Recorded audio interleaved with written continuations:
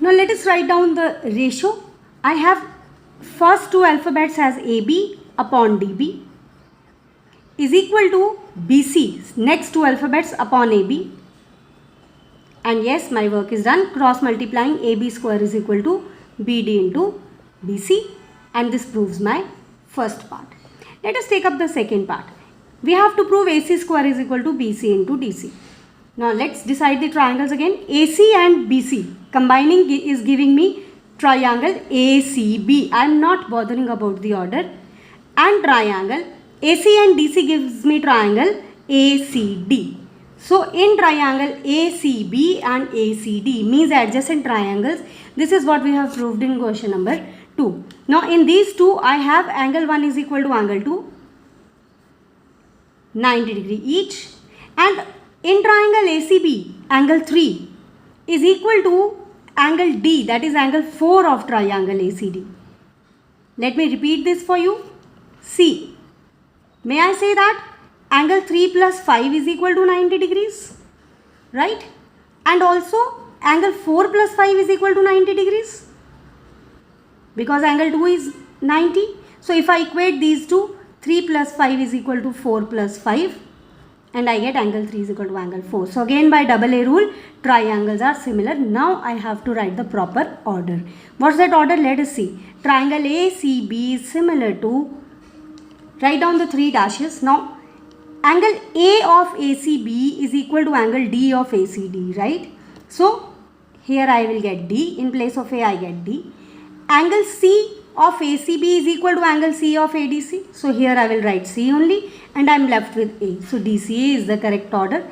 Now write down the ratio. Very easy for you.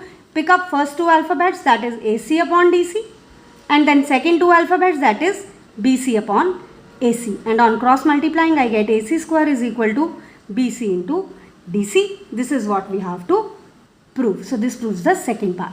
Now let's go in for the third part. Third part says AD square is equal to BD into CD. Now again consider the triangles ADB. ADB means a complete triangle. So in triangle ADB and triangle AD and CD on combining give me ADC. ADC, this smaller one, right? We have done this thing in Pythagoras theorem. ADC. Again see, I am not bothering about the order. I have just written it. Let us write the matching parts. In ADB and ADC, you see, can I say angle D is common? ADB and ADC. So angle 4 is equal to angle 4 common. And ADB triangle, angle A is 90 degree. So angle A is equal to, in triangle ADC, angle C is 90 degree, angle 2 90 degree each. So triangles are similar by double A rule. Let us write down the order. First triangle I am writing as it is at random in any order is similar to. Now angle A of ADB is equal to angle C, right? Angle A of ADB is 90 degrees and in triangle ADC angle C is 90 degrees. So in place of A I shall have C. Angle D is common, so in place of D I shall have D and I am left with A. So this is the correct order. Now let us write down the ratio. AD upon CD. First two alphabets upon first two alphabets. Next two alphabets BD upon AD. And my work is done. Otherwise I would have written corner alphabets AB upon AC, but it is not required. On cross multiplying I get AD square is equal to BD into CD, and hence proved. I hope you have understood. It's a very, very important concept, proving these triangles similar. It occurs in Pythagoras theorem as well. I hope you are absolutely clear about this question. Question number 4 says ABC is an isosceles triangle right angled at C. So what is the given? Isosceles means two sides are equal. Now obviously hypotenuse cannot be equal to any of the sides. It is the longest one. So AC must be equal to BC. So given is AC is equal to BC and also angle C is equal to 90 degrees. We have to prove that. To prove is quite direct. AB square is equal to twice AC square. Let us see the proof. See students, in geometry I always try to start my proof with what is given. You never ever have to cram the proof. whatever is given, just start with it, and then automatically you will go on getting the results, right? So I am given that angle C is 90 degrees. So what result comes to your mind when I say angle C is 90 degree? Obviously Pythagoras theorem. So in triangle ABC, angle C is equal to 90. You must mention this. Therefore, AB square is equal to AC square plus BC square, and you must also write the reason by Pythagoras theorem. For MCQ you may omit all this, but for subjective you have to write all this, right? Now what is next given to me? AC is equal to BC. So but AC is equal to BC, I will make use of it and substitute in the above equation. I get AB square is equal to AC square plus BC I will replace by AC square, which is equal to twice AC square, and hence my question is proved.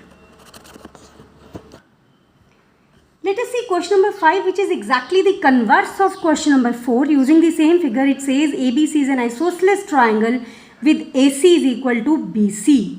And if AB square is equal to twice AC square, prove that it is right triangle. Now what was to prove is now my given. AB square is equal to twice AC square.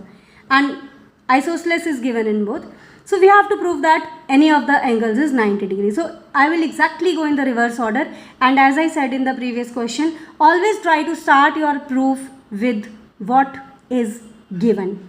Okay, so now my given is AB square is equal to twice AC square. Let me write the reason. Reason is given. Let me break AC square as AC square plus AC square. Can I do that? And let me break one AC as BC. This gives me AC square plus BC square. What is the reason? Because BC is given to be equal to AC, right? See, BC is given to be equal to AC. So in place of AC I write BC. So I get AB square is equal to AC square plus BC square. So what is this? This is converse of Pythagoras theorem.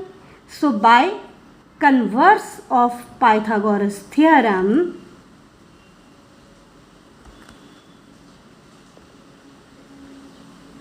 what do I get? Angle C is equal to 90 degrees. Pythagoras theorem says that in a triangle, if square on hypotenuse is equal to the sum of squares on other two sides, then angle opposite to the first side is a right angle. So I hope you get it. Hence proved. Let's go to question number 6, which says ABC is an equilateral triangle of side 2A, and we have to find each of the altitudes. So clearly given is an equilateral triangle with side 2A, and also perpendicular is given because we have to find the height. So height is given. So I have drawn all the three heights and we have to find these three heights. So let us see. In triangle ABP,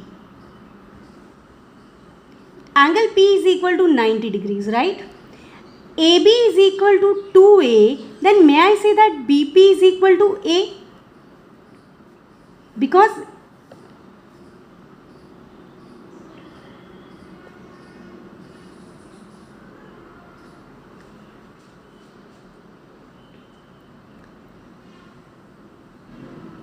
may I say BC is equal to AB is equal to 2A, so BP is equal to A? See, if BC is equal to 2A, then BP must be A. Why? Because in an isosceles triangle, we have studied in 9th, perpendicular bisects the base. And whatever is true for isosceles triangle is true for equilateral also.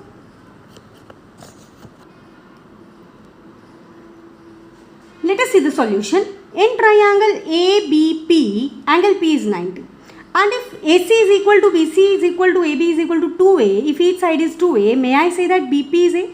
Why? Because triangle APB is congruent to triangle APC. We have done in class 9th. You can also directly use the result that in an isosceles triangle and subsequently equilateral triangle, perpendicular bisects the base. So if BC is 2A, BP must be A. Now let us apply Pythagoras theorem. AB square is equal to AP square plus BP square. AB is 2A. AP we have to find out, and BP is A, which gives me 4A square is equal to AP square plus A square, or I get that AP square is equal to 3A square, which gives me AP is equal to root 3A units, because we are not given 2A centimeter or something. And Similarly, you can say that. Similarly, you can find BQ is equal to CR is equal to root 3a units. I hope you are clear about it. Now let's go to question number 7. Prove that sum of squares of sides of a rhombus is equal to the sum of squares of diagonals. So clearly given is it ABCD is a rhombus, and we have to prove sum of squares of sides is equal to sum of squares of diagonals. This is a very important question.